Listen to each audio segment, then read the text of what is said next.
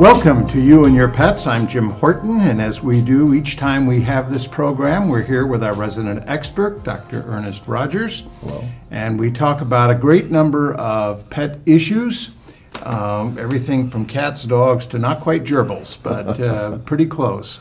This particular show, we are going to deal with the training of dogs. Now, we would talk about the training of cats, but that's probably fairly simple, I suspect. It's not simple, but it is available and possible to do. It is possible to do, but we're going to concentrate on dogs tonight. And we'd like to start with a young dog. You get a brand new puppy in the house. The whole family's excited. We have a puppy. The puppy is not toilet trained, the puppy doesn't know what to do, and the family doesn't know what to do. So where do we start? Well, first we have to understand that a dog is part of a pack. When you get a new dog in your family, you are that dog's pack. The dog will decide how it's going to react by the way it's treated by the pack. The person that feeds it and disciplines it will be the alpha dog, or the top of the pack. People who are aside from him and don't really interact, he will either attempt to dominate them and be in charge of them. In other words, he might nip and bite, or he might just ignore them. But in any case, you have to realize that a dog, especially a puppy, is trying to find its way through the pack and where it fits in the pack. So initially when you get him in, lots of love, lots of attention, lots of discipline. Okay, now, the basic problem that I've had in my own family and when I was growing up was that everybody wants to love the dog, and everybody wants to feed the dog, and everybody wants to give the dog contradictory instructions as to what to do. And the end result is the dog doesn't do anything. Right. I think you have to have a family game plan. Certainly all the issues that revolve around a puppy and a young dog involve housebreaking, come, sit, stay, and also we have to teach them the appropriate things to chew or not to chew. And that is where the whole family has to be on board. Feeding should be at regular times, outing to pee and poop should be at regular times, and walk should be at regular times. Those families can usually agree on, but as you say, the discipline as to whether or not this dog is going to be able to chew on this or pee in this location, that's all something that the family has to come together and work on. And the net result is when you have little kids and you have adults and they all want to love the puppy, is a basic inconsistency in just about everything. Isn't that the reality of it? That is the reality of it. Fortunately, when I tell people who buy their children a pet and they have a 6-week-old puppy and a 4-year-old child, the two aren't compatible. Someone has to take responsibility in both teaching the child and teaching the pet how to interact in this pack environment. And so it has to be a parent. The parent has to take them out. The parent has to interact with the child to teach the child how to properly interact with the puppy, which is no pulling, teasing, kicking, hitting.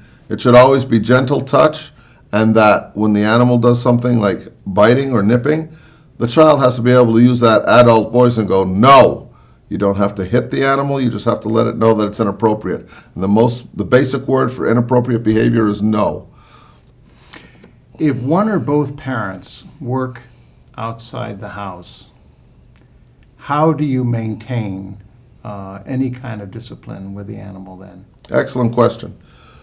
Any discipline has to start with the 3 basic commands, maybe 4 basic commands. Sit, come, stay. And then I add on to that no as the appropriate command for any negative behavior that the animal does. Sit, come, stay. It's not sufficient to just be there occasionally. And what I recommend is usually St. Hubert's or Petco or PetSmart. They all have training programs, and the advantage of each of these training programs is that they don't train the dog. That's not what they're there for. They're there to train the person. So with the old proverb, you teach a man, you give a man a fish, he eats for a day, teach a man to fish, he eats for a lifetime. Same thing. If you give a man a dog and train him how to take care of that dog, you can take care of that dog for a lifetime and train that dog for a lifetime. So the contradictory information coming from different parts of the family can be resolved by teaching at least one person, if not all the people in the house, how to properly interact with that dog, come, sit, stay, and also the word no, which means no, don't do it. Okay, in family dynamics then, what we're talking about is that somebody makes the decision in the family and says, okay, everybody, there's really going to be one person in this family who's going to be training this dog, and everyone else, you can love the dog and pet the dog, but you're not going to give the dog commands, essentially. I mean, is Well, that what we're talking about? Not really. When you look at the entire family, everyone in the family has to use the same commands in the same way, in the same tone of voice, so that the animal understands. If we're talking about a puppy, so that the animal understands that no means no, whether it's coming from Jenny, the 2-year-old, or Jenny, the 4-year-old, or Dad, the 36-year-old, all of it has to come in the same approximate way, in the same tone of voice for the same issues. If the dog, Bozo, or whatever his name might be, is chewing on Jenny's shoes, Jenny has to be able to say no. Similarly, if she chews on Mom's Minogue, Gablonic, whatever those $600 pair of shoes are, Mom's definitely going to say no. So the issue is that everyone has to be on board with the same commands for the similar things in a similar tone of voice. And that's what really we have to do. Everyone trains the dog. Otherwise, some people get left behind and the dog will take advantage of them. In some families, you notice that because Mom can take anything she wants out of the dog's mouth. Dad can take anything he wants out of the dog's mouth. But if the kids sit down beside the dog and the dog doesn't want them, they'll bite them. So that's what we're trying to avoid. Everyone has to be a trainer in that house. Everyone has to follow the same rules. Now, you're right. One person should give direction to all the others to ensure everyone's doing it correctly. But really, everyone has to train that dog. So in essence, if you were going to take the animal to St. Hubert's, it ought to be a family training as much as an individual training. It really should be, but we can understand that certain children at certain ages, it's not they can't sit still for half an hour. Yeah. So we understand that that's a situation that has to be resolved. And so the parent, one or both parents in the house, will go and convey the information back to the family as to how to interact with this dog. Particularly important is if the dog is chewing things. You take the thing that you don't want him to chew away and you give him an appropriate chew toy. That might be a Kong, K-O-N-G toy, or it might even be a Nylabone. There are several chew toys out there, especially when they're teething about the age of 6 weeks to about 5 to 6 months. They are teething. And so we really want them to have something to chew on. All right. Let's go all the way back to the very beginning. Toilet training a dog. Now, I know when we had our animal, Max, they were told you put paper on a floor in a confined location until he gets used to doing his business in one section of the paper. Well, Max was a hard-headed animal. Max is a Bichon. Hey, Max is a Go Bichon figure. Frise, and he's a bit of a slow learner. It took him months. Is there some way to speed that up, or is it each breed learn at its own pace on that sort of thing? Well, I think it really depends on the breed you have as to whether or not you want to train them to pee or poop inside. I mean, it's fine for a 30-pound or a 20-pound Bichon to pee or poop inside. It's a very different thing to have a 110-pound Rottweiler pee and poop inside. So I think you have to make that decision very early on. If this dog is going to be a dog where you might not take him out every day and you might want him to be able to pee and poop in the house, then you have to assign an area. You can use pee pads or wee wee pads, and they give a certain scent that allows the animal to understand that this is correct. You reward him for doing the right thing when he's urinating or defecating. You reward him for doing the right thing. You ignore the wrong thing. If you catch him, especially if you don't catch him in the act. If you do catch him in the act, the first thing you want to do is pick him up, take him outside, put him down, let him finish. Good boy, good boy. So the bottom line here is that there has to be consistency in timing and in tone. In other words, every time an animal eats, within 5 or 10 minutes, he's going to want to pee or poop. So you want to be consistent in terms of the times you take him out every day at approximately the same time. So he gets into the habit of knowing that I only have a couple of minutes to wait. I know I'm going to go out in the next couple of minutes. Every day I go out in the next couple of minutes. And I recommend that strategy for the almost first year. So that means on Saturday when you're used to sleeping in and the dog's used to getting up at 7 o'clock Monday through Friday, means you get up at 7 o'clock and ensure that that dog gets out at that time. So consistency is important. And then cleaning up. Cleaning up whatever poop this dog does or wherever the dog urinates is very, very important so that it won't return to the spot unless it's a spot you want him to return to. So consistency and cleaning are the two big keys here. Well, I guess the error that we made is that we did not want our dog to pee or poop on the inside. We wanted to get him under some sort of control, and the advice we were given was to contain him in an area. And I guess that was just the wrong advice. Well, no. He eventually learned to go outside, which is what we had intended him to do in the first place. But I don't know how you do it with a puppy who doesn't really understand what he's supposed to do and just lets go. Well, again, part of that advice may have been incorrect, and part of it may have been missing. Having him pee and poop in the house is not really what you'd expect the dog to do. If you want him to pee and poop outside, yes, you do put him in a very confined area. Dogs tend to view a confined area as their nest, and therefore they tend not to pee and poop in their nest. Okay. So they will hold it more rigidly, or they'll hold their urine or their feces more rigidly or for a longer period of time if they're in an environment. But if you don't take them out on a regular basis, you don't give them access to outside, when they have to go, and that's all it is. Right. And so the missing part from the advice that you were given was consistency in terms of taking them out every time at a certain time. Okay. I guess that explains that. Now, it's interesting that you gave certain commands that every dog should learn. And I guess we were not good trainers because I don't think our dog really knows any of those commands. Well, he does when he comes to the office. He comes when I call him. He seems to run to his own drummer. He seems to run to his own drummer. Yes, and there are breeds that are that way. Are there not? I mean, they're more difficult to train than other breeds. Certainly, we were talking about animals and young animals. And anyone that has a terrier, a terrier, and that includes Jack Russells, but also Yorkies. I saw a Yorkie tonight. They are hard-headed. Siberian Huskies and Husky-like dogs and Norwegian Elkhounds and those type of dogs, they put their nose to the ground and they just disappear. There are dogs that are easier to train, the Golden Retriever, the Labrador Retriever, some of the German Shepherds and the working dogs are easier to train.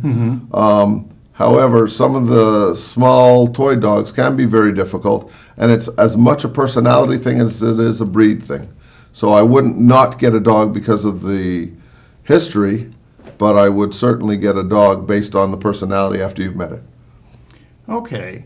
So basically then, there are a lot of factors in even deciding in the kind of dog to get that training that involves training. And I know we never even thought about the training issue when we got our dog. We needed to have a certain breed because it was hypoallergenic. Right. But I'm assuming that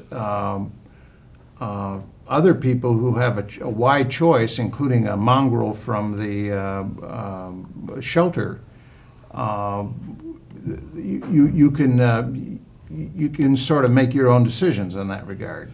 Well, I think my advice to anyone getting a new dog is get the dog that pleases your family. We'll work out all the other issues amongst ourselves. Between myself, if I have to, I'll get a trainer involved, and the family. So we'll all work it out. But the bottom line here is consistency, both in terms of commands and in terms of events, the timing of events. I think once you get that down, any dog can be trained. I'm very fortunate to have a German Short-Hair Pointer, Freckles, that has been on the program. And Freckles is great. She comes when she's called. She stays around me. She loves me. She adores me. She always comes to me. If I walk away from her, she'll follow me. She'll sit and stay. And that's because I bonded with Freckles. So the second issue would be bonding with this dog. And everyone in the family has to bond with the dog. Okay. We've run out of time in the festival. We'll be right back in just a short bit, and we'll talk about the older dog and training.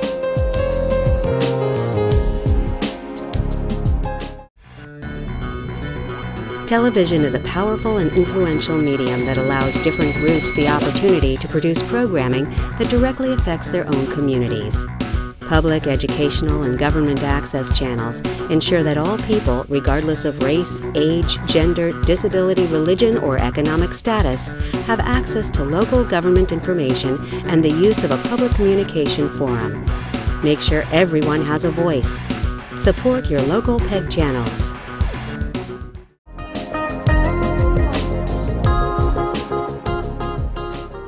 Welcome back to You and Your Pets. I'm Jim Horton, and we're here again with our resident expert, Dr. Ernest Rogers, and we are talking about training of dogs. And this second part of the program, I'd like to concentrate on the older dog. And the training issues are substantially different with older dogs, are they not? Well, sometimes you can have younger dogs that never overcome the training issues, and then they appear in middle age to older dogs. But in general, and from my experience, in older dogs, we tend to have issues related to medical issues, medical problems. For instance, we might have a dog that will bite, and often it bites because it's in pain. It might be in pain from arthritis, it might be in pain from stomach, but it may bite. We have dogs that are incontinent of urine, usually a break in house training because they were properly trained as a puppy, but all of a sudden now they're older dogs and they can have problems with urine and feces. We have something in older dogs called cognitive dyskinesis. And these older dogs tend to have something going on in their brain that doesn't allow their brain to function. It's almost like Alzheimer's in a dog. And you'll know this because the dog walks into the corner and can't figure the way to get out. So it's a little bit odd, but you'll see this. Obviously, blindness, deafness in older dogs lead to other behavioral problems. But in general, a lot of the behavioral problems we see in older dogs are really related to medical problems.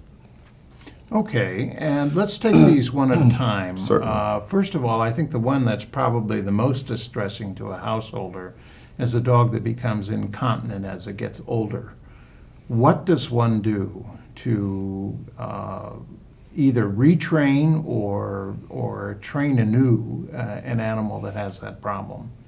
Well, in general, an incontinent animal, whether it's incontinent of feces, poop, or whether it's incontinent of urine, in both cases, you want to eliminate medical problems. So my suggestion is, and of course I'm a veterinarian, so people are going to say, of course you're going to suggest this, but quite frankly, if they are related to medical problems, no amount of training is going to help. So the first thing I recommend you do is take them to a veterinarian. Have them evaluated, have blood work or urinalysis done. Sometimes older and middle-aged dogs have urine infections, bladder infections, kidney infections, that then cause them to have to go more often. Older female dogs that have been spayed at a younger age have hormone problems. And we see these commercials on the television all the time for older women who can't go 10 minutes without going to the bathroom. Often that's related to the sphincter or the cutoff valve for the bladder. And in those cases, it's hormonally controlled. In older dogs that have been spayed, and that means their ovaries have been taken out, they lose a certain amount of hormone from just having their ovaries taken out. And as they get older, that hormone continues to decrease, and eventually they have bladder incontinence, and they'll pee and poop. Sometimes we have dogs that can't figure out which end is up, as we talked about cognitive dyskinesis. In those cases, we have dogs that just don't know they're pooping, or they poop and they aren't aware that they're not outside. So each issue has to be addressed medically. Now, if none of those are issues, then I think the best thing to do is retrain, as you suggested, and give the dog consistency in terms of times to go out. We find the biggest time when an animal breaks housebreaking or breaks training for housebreaking is when there's a change in the family. The kids go off to school, so there's no one taking them out at noon. The dad gets a new job, the mom gets a new job, the brother comes home to live, the uncle comes up. So all of a sudden, change in family dynamics can affect the dog, and we can have inappropriate housebreaking or inappropriate urination, inappropriate defecation as a result of schedule changes in the house. Okay, is there just a factor of just pure age that is not medically related where they just can no longer hold it as well? Certainly. I'm thinking of a particular animal that the older it got, it just couldn't. It seemed like that. Maybe it was a medical situation, but I'm not. It probably was related to medicine in some way, some physiological turn of events. Now, physiological turn of events is normal as you age. I'm not quite as young as I was when I was 15. So I think the issue becomes, is it medical? Is it physiological medical? Or is it just a loss of ability to follow commands? And in most cases, in older dogs, I would guess it's medical. If there is a loss of ability to follow commands or loss of ability it's often due, as I said, to a change in the household schedule, change in the household dynamics. Right. So beyond that, old age in and of itself causes a deterioration. And of course, we see all kinds of things that's related to old age. And these are things that are physiological that we can't reverse because everyone's getting older. I mean, we can't avoid that. Right. And would it make sense at that older age where you're having this problem to retrain him to, say, a wee-wee pad? I think it would depend on the dog. It would depend on the lifestyle of the family. Often taking them out more often. I know people who have dog walkers come and pick them up at noon and get them out more often. Certainly, if there are no medical issues, then yes, trying to accommodate to the dog is the appropriate thing to do. Okay. What other issues, key issues, should we be worried about in an older dog? We talk about aggression. And you might have a dog that's been fine all its life, and now all of a sudden someone goes to touch him, pet him, and he snaps. Often related to pain. We have animals that as they get older, they get arthritis in their back, spondylosis, which is an attachment of the previously freely articulating vertebral bones, in other words, the bones in the back, they can freely articulate. Now there's a bony connection between them. They aren't as bendable, if you want to call it that. And so now they go to get up and it's sore and it's painful. And you see this in older dogs all the time. Can't get up. When they do get up, they have problems with their hips. When they aren't having problems with their hips, they have problems with their knees. And when we take x-rays, we find that they have arthritis. Often those dogs are sore, and it's not that they mean to bite. They're sore. They're cranky. They're like an old, wizened person who is just tired and doesn't want to be bothered. Once we relieve the arthritis, once we relieve the pain and ameliorate any of the other symptoms that come along with that, we have a dog back to normal. And I've seen that happen over and over again. And I think that's important because a 100-pound Great Dane or 100-pound, St. Bernard or larger dog that bites at a kid will take off a finger. So it doesn't matter why the dog bit. It's the fact that a dog that bites can injure people. Is there a point where it's probably not healthy for the animal to medicate any longer? I mean, to where the condition has gone so far down the road that it's time for the animal to be maybe away from other people altogether, or euthanized? Or is it, with the veterinary medicines today, is it possible to have an animal live a comfortable life all the way up to the end? Well, I think we're all going to die of something. And unfortunately today, I had 3 euthanasias, which is pretty unusual. One was a rather young dog with cancer. Another one was an older dog with cancer. And the third one was a very old dog, unlikely to have cancer, but had just old age. Everything was breaking down. And each of those scenarios called for a different type of pain management. Unfortunately, in some cases, the quality of life for the animal is such that you want to say, he can't live like this, we have to say goodbye. But in most other cases, we have a numerous different modalities to treat pain. We have as many techniques to treat pain as physicians do, and we can treat pain right up until the end. The question is, if the pain is being caused by cancer, eventually that's going to overtake the body. If the pain is being caused by arthritis, eventually the arthroses or the joints are going to fuse. If the pain is being caused by stomach issues, eventually this animal is going to stop eating. So we can ameliorate the pain and mitigate the pain, but we don't always do a service to the dog by just ameliorating the pain. Sometimes there's more going on, and in older dogs in particular, we have to sometimes say goodbye when we don't really want to.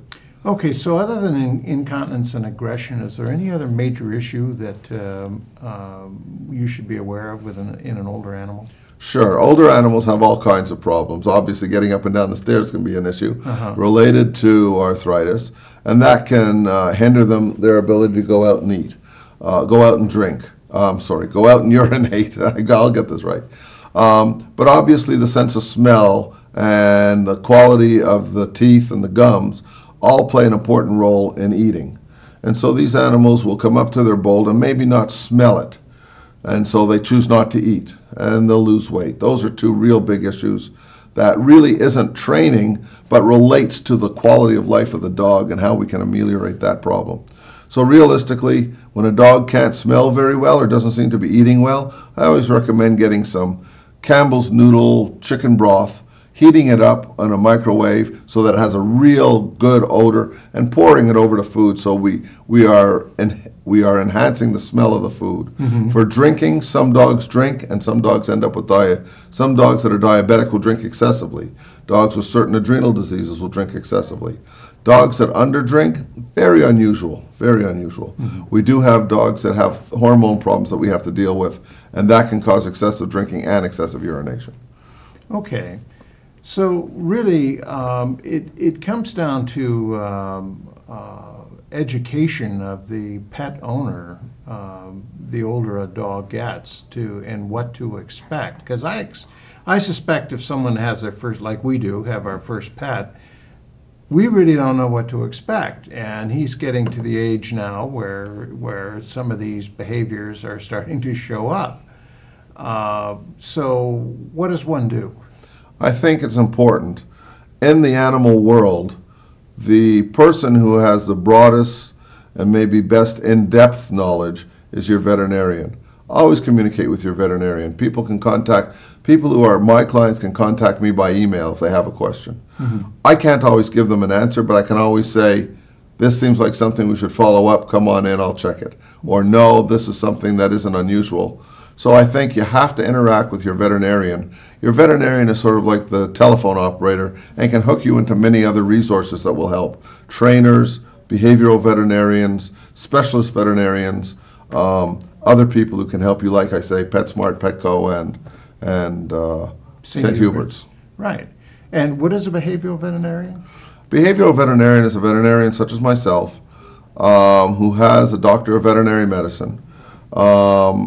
They also have an internship in internal medicine usually, and then they go on and do a 3 or 4 year residency, which is specific training in behavior, neuropsychology, neurobehavior, learning, and medical behavior. So they are able to medically examine an animal and decide whether this is a medical problem. For instance, some thyroid problems can cause problems, or whether it's a behavioral problem, and they can deal with both. Okay. Well, we've run out of time. So I want to thank you very much for talking to us about training the younger and the older dog. And this has been You and Your Pets. I'm Jim Horton, and thank you very, very much for watching.